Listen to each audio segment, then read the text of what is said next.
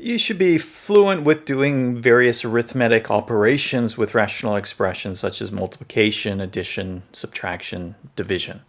The easiest one is multiplication. So if I have two rational expressions being multiplied together, all I need to do is multiply the numerators together, the denominators together, and you're done. So in this case, I'm going to take minus 3 and I'm going to multiply it by 4x plus 1. And just initially, I'm going to write that as 4x plus 1 in parentheses times minus 3. In the denominator, I take x plus 2, that whole quantity, and I multiply it by x minus 2. So include the parentheses. And in a sense, this is actually a pretty good expression to have. And in fact, I would encourage you that unless you have reason otherwise, having things in this factored form is usually pretty good because you can clearly now see the domain of the expression and you can see where the numerator is 0 easily. So usually factored is a good idea, but just to exercise the skills, we'll complete the simplification by distributing things out. So it'll be minus 12x and then minus 3 in the numerator. And then let's FOIL in the denominator, x squared. 2x and minus 2x will cancel out, and I'll have minus 4 difference of squares here in the denominator. And now it's completely simplified.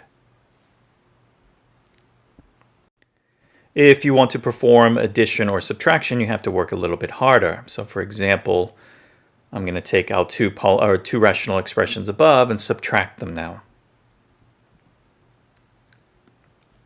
Now you need to find a common denominator in order to combine the terms.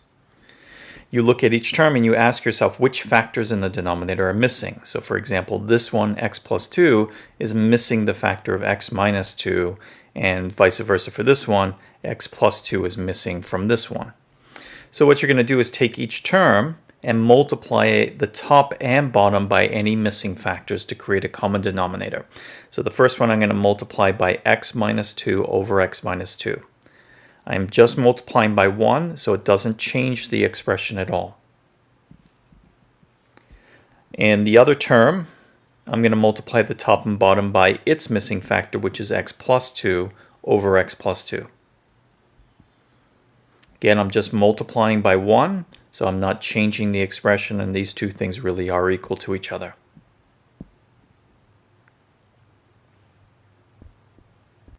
We now go ahead and do the multiplication in each one. So I'm going to have minus 3 times x minus 2 over there, and its denominator will be this product of factors, x plus 2 times x minus 2.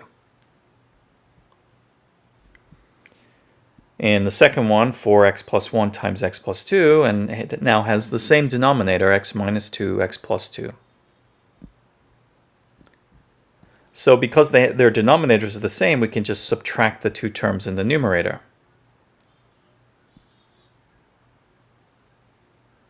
And put it all over that common denominator.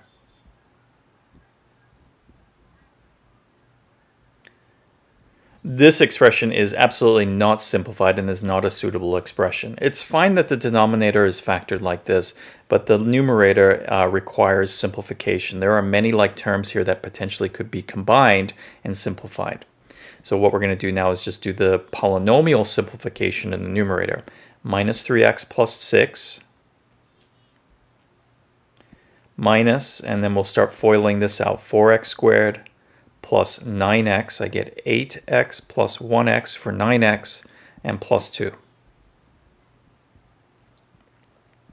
Denominator is x squared minus 4 as we saw before. Now start simplifying. The negative sign here will distribute through each term, so it'll be minus 4x squared minus 9x and minus 2. It's all over x squared minus 4. And then just start to arrange that numerator, simplify, combine any like terms. I see 1 degree 2 term, so that's minus 4x squared. I see minus 9 minus 3, so minus 12x. And then 6 minus 2 gets me 4, and all over x squared minus 4. And now we've simplified the expression completely.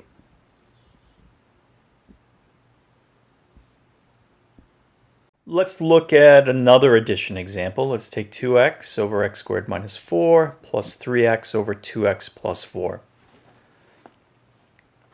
Again, when you're doing addition of rational expressions, you need to find a common denominator, but that doesn't necessarily just mean taking this denominator here and supplying it over here, and this denominator here and supplying it over here. You always want to try to do this in an efficient way, and usually that means by finding the least common multiple of the two denominators, and that requires factoring.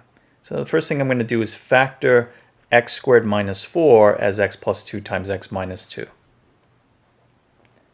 And in the other term, I have 3x, and I have 2 times x plus 2. So I've factored out a factor of 2.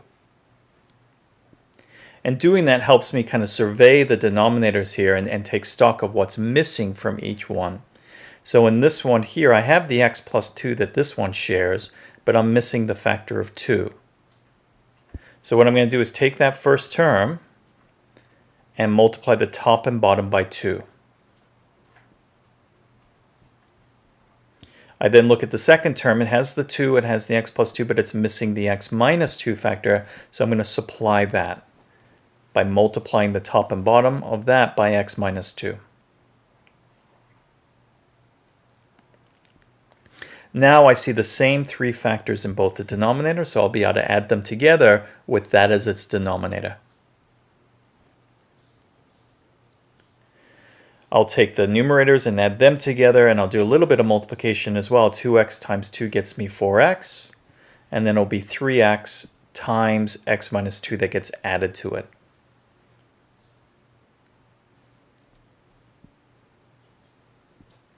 Just expanding out now.